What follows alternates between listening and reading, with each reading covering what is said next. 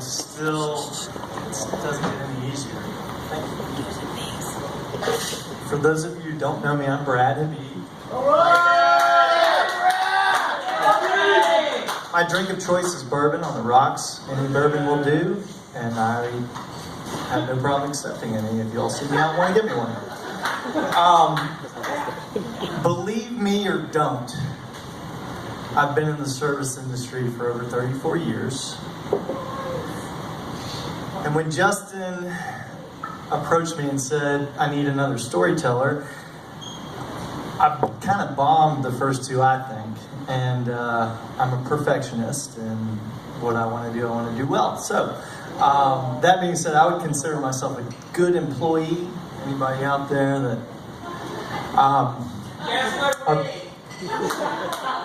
we're going to get to that. So, I had a hard time deciding which story to tell you all because Justin, there's just been so many employers and experiences, and those who have been in the industry, you know that anything can happen. I mean, employees can call in and give a bomb threat so they don't have to come in for their shift, you know? That's not the story I'm telling you.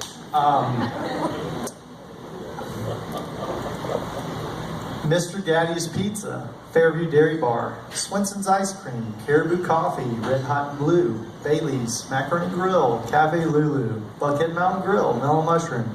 I've gone in to see career counselors, and I make their jaws literally drop when they ask me about my work history, and I'm really, you sure you want to go there? And I'm like, yeah, that's kind of the whole point.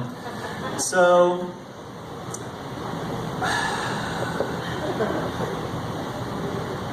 with Mr. Gaddy's Pizza, I was in the middle of losing my virginity when my dad calls, and he's like, Baxter, Neil, Julie, all three of them didn't show. You got to come into work.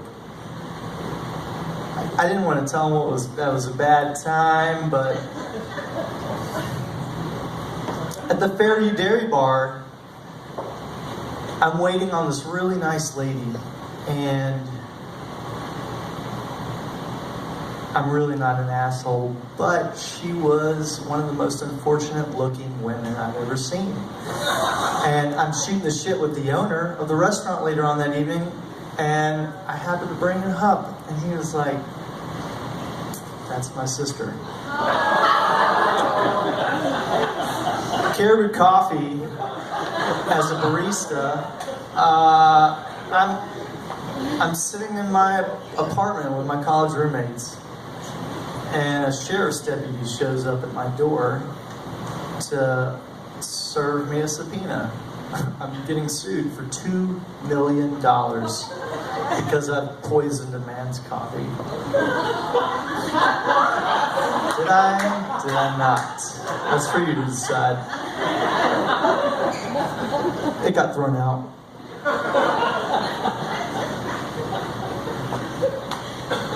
At Cafe Lulu in Louisville, Kentucky, my cousin had a crush on one of the hostesses, very curvy and his type, and he hacked my MySpace. This is way back, and he messaged her. I don't remember the message. I don't know how inappropriate it was, but it wasn't for me, and I got fired because they thought I was a liability.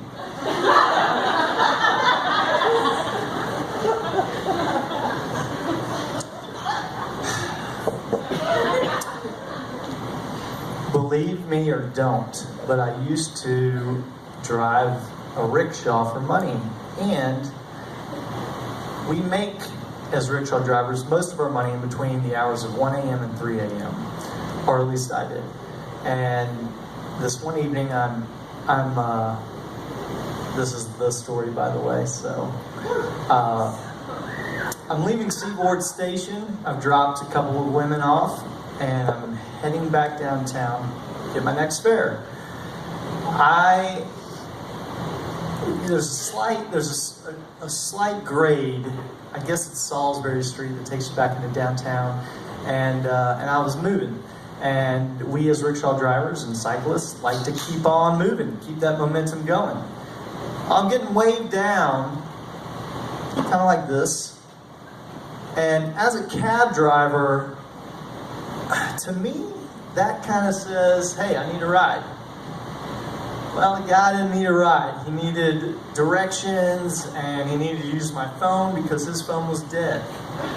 I'm a nice guy. I get taken advantage of as a result. Which, later on in the story, well, we'll get there. I let him use my phone twice. He makes a couple of calls. He finally gets in touch with his boy, and they're too drunk to really figure out how to hook up with each other. I said, you know what? Let me talk to him. He gives me back my phone, and I find out where this guy is, and I said, I can get you there in 4 minutes. He said, what are you going to charge me? And we as rickshaw drivers usually just work on tips, right, Dee? And I said, because he's not smart enough to know that he's not aware, he's lacking awareness. And because of that raises some awareness in me. And I'm like, I got to charge this guy something because he's going to tip me $1 or something like that. So I was like, you know what, I'll take you there for $5. So he says, okay. And I take him right up to the passenger side door of his buddy's truck. I said, have a good night. He said, yeah, you too. And I said, hey, can I get that $5? He said, yeah, no. I don't have it. I was fucking with you. I said, okay. Well, I'm not making any more money staying here getting upset, so I need to move on. I go get my next fare. Very soon thereafter. Within 30 seconds of that fare being in my cab, they say, hey, I think one of your customers left their phone in back here. And I thought, instant karma's a real fucking bitch. Who's in the driver's seat now? Well, my phone rings within 30 seconds of her telling me this, and I recognize the number. It's the number that the guy had told me to punch in so that he could call his boy. He's wasted enough of my time, so I don't answer the call. He then texts me and says, I think I left my phone in your cab, please don't steal it. So I waited till the end of my shift and called him back around 3 a.m. and I told him all information. Where's my drink? Thank you. So I said I will be at Mellow Mushroom tomorrow. This is a Friday. I'll be there from 3 until approximately 10 p.m. I will have your phone with me. It is on the corner of Peace and Glenwood. I'll have this phone. I'll be there from 3 to 10. It's in this location. What the fuck else does he need to know? Anything? Nothing. Bring $5.